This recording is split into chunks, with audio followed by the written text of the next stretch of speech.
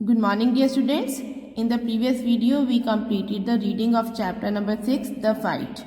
Now we will discuss the question answers of this chapter. Start करते हैं. Comprehension check page number 49 से. First question. In what way is the forest pool different from the one which Ranji knew in the Rajputana desert? Forest pool उस pool से कैसे different था जिसे Ranji Rajputana desert में जानता था? Answer: the pool in the forest is clean, cold and inviting. Forest pool clean, cold और attractive था. ऑन द अदर हैंड, दूसरी तरफ, the pool in the Rajputana desert was sticky and muddy.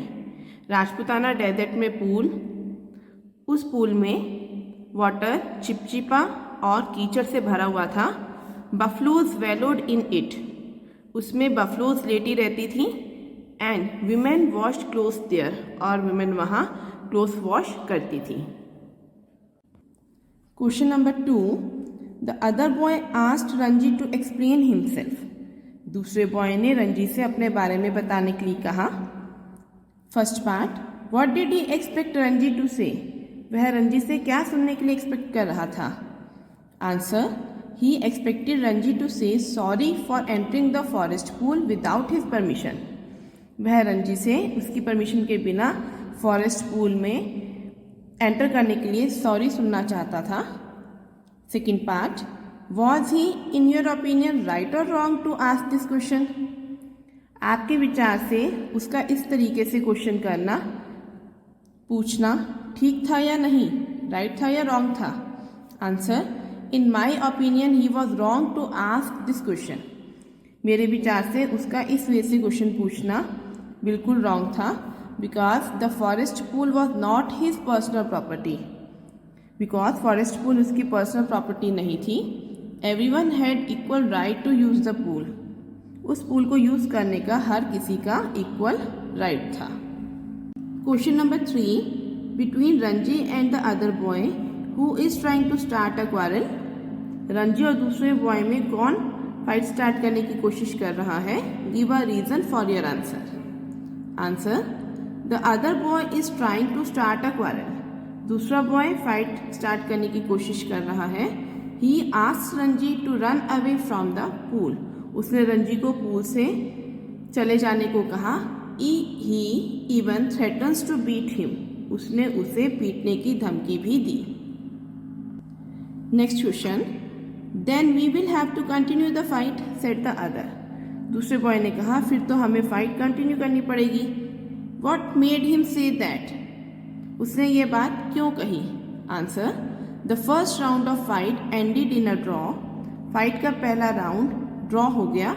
Means दोनों में से कोई भी नहीं जीता. Nobody was ready to accept the defeat. कोई भी दोनों में से हार मानने को तैयार नहीं था. So the other boy said that. इसलिए उसने ये बात कही. Second part, did the fight continue? If not, why not. क्या फाइट जारी रही? अगर नहीं तो क्यों नहीं? Answer: no, the fight did not continue. Fight continue नहीं हुई बिकॉज बोथ वर टायर्ड. क्योंकि दोनों ही थके हुए थे. So they decided to continue the next day. इसलिए उन्होंने डिसाइड किया कि फाइट को नेक्स्ट डे कंटिन्यू करेंगे. नेक्स्ट बेटा, comprehension check part 2 page number 53. First question, what is it that Ranji finds difficult to explain at home. किस बात का घर पर एक्सप्लेन करने में रंजी को बहुत डिफिकल्टी फील हो रही थी? Answer: Ranji finds it difficult to explain the cuts and bruises that showed on his face, leg and arms at home. Ranji अपने फेस, लेग और आर्म्स पर लगे कट्स और नील के निशानों के बारे में बताने में डिफिकल्टी फील कर रहा था. Number 2. Ranji sees his adversary in the bazaar. Ranji ने अपने एनिमी को बाजार में देखा. First, what does he wish to do.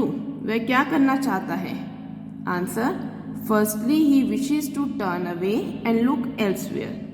पहले उसकी यह इच्छा हुई कि वह अपना फेस टर्न कर ले और कहीं और देखने लग जाए. Secondly he wishes to throw the lemonade bottle at his enemy, और फिर वह चाहता है कि वह अपने एनिमी पर लेमनेड बॉटल फेंक दे। Second part, what does he actually do and why, उसने एक्चुअली में क्या किया and why. Answer, actually he stands up and looks angrily at his adversary, actually वह खड़ा हो जाता है और अपने एनिमी की तरफ गुस्से से देखता है, because he is not ready for a fight, क्योंकि वह फाइट करने के लिए रेडी नहीं है। Next question, Ranji is not at all eager for a second fight, Ranji second fight के लिए रेडी नहीं है, उत्सुक नहीं है। Why does he go back to the pool then, फिर भी वह पूल पर वापस क्यों जाता है। Answer, he goes back to the pool, वह वापस पूल पर इसलिए जाता है because he can not refuse the challenge, वह चैलेंज लेने से मना नहीं कर सकता। Not to turn up at the pool would be an acknowledgement of defeat, pool पर वापस न जाने का मीनिंग अपनी हार को एक्सेप्ट मीन स्वीकार कर लेना था। So dear students, we have completed question answers comprehension check part 1 and 3 question answers of part 2 comprehension check. Rest of the question answers we will do in our next video. Your homework is write and learn these question answers in your English Fair notebook. Okay, thanks and have a nice day.